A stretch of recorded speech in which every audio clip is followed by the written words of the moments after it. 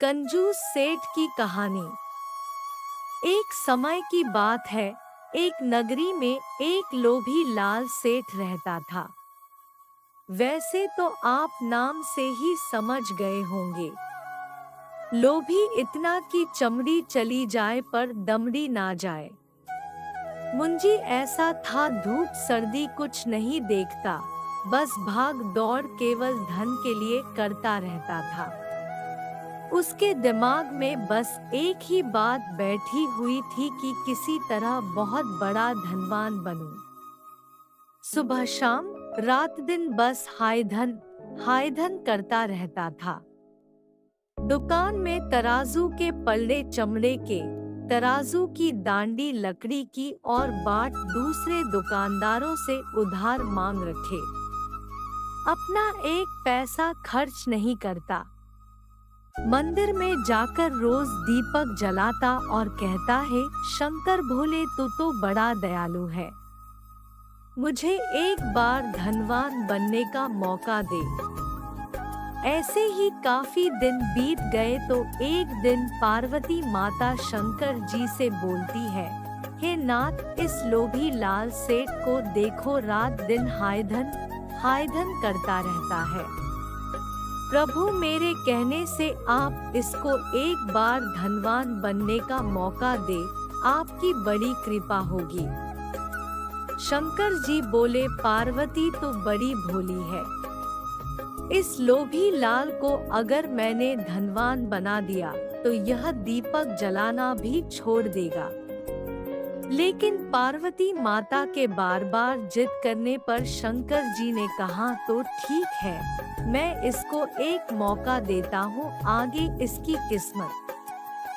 भोले शंकर एक महात्मा का भेष बनाकर लोभी लाल के पास आ जाते हैं और कहते हैं, हे सेठ जी, मैं एक महात्मा हूँ, बहुत दूर से पैदल चला आ रहा हूँ, मैं तीर्थव्रत करने जा रहा हूँ।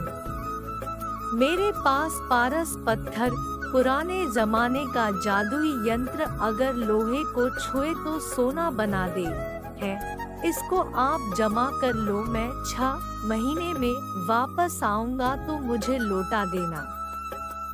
सेठ जी अत्यधिक प्रसन्न होकर बोले, ठीक, मैं 6 महीने में आपको लौटा दूंगा। महात्मा बोले, नहीं सेठ जी, पहले मेरी एक शर्त मंजूर करो। सेठ जी, कैसी शर्त? महात्मा, पहली शर्त, आप अपने बही खाते में आज की तारीख लिखो और आने वाली 6 महीने की तारीख लिखो। जिस तारीख को मैं आऊंगा उस दिन पारस पत्थर मुझे देना होगा, कोई बहाना नहीं चलेगा। 6 महीने बाद आपके पास 1 मिनट भी नहीं छोड़ूंगा। सेठ ने कहा, ठीक है, आप यकीन रखिए, मैं आपको आते ही दे दूंगा। इतनी बात करके महात्मा चले गए। लोभी लाल बड़ा खुश हुआ और मन में सोचने लगा, अब मुझे धनवान बनने से कोई नहीं रोक सकता। मैं पूरी नगरी का लोहा खरीद कर सोना बना दूंगा।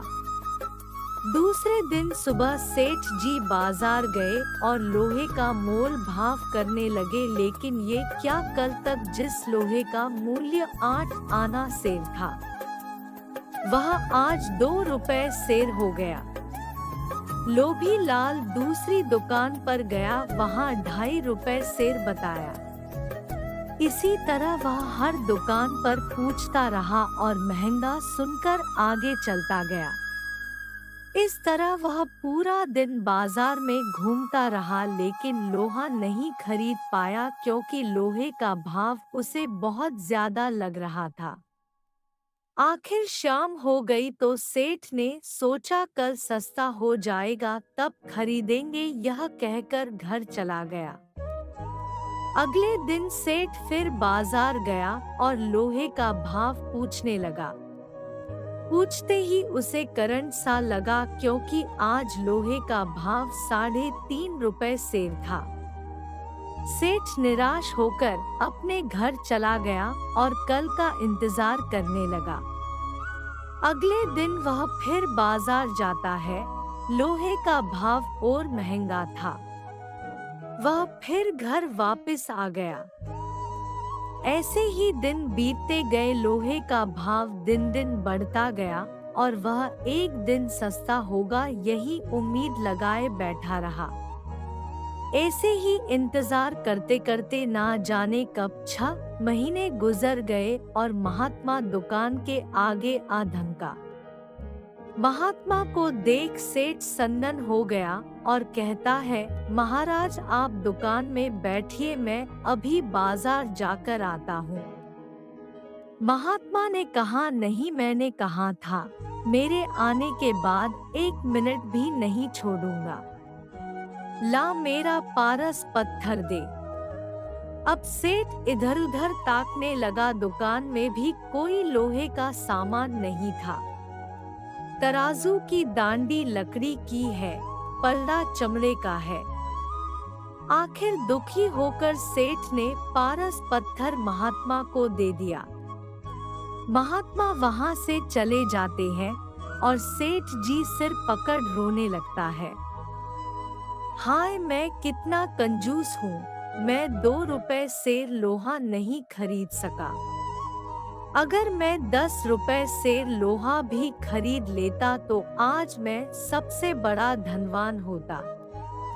किसी ने बहुत अच्छा कहा है, अच्छा दिन पाछा गया प्रभु से क्यों ना है।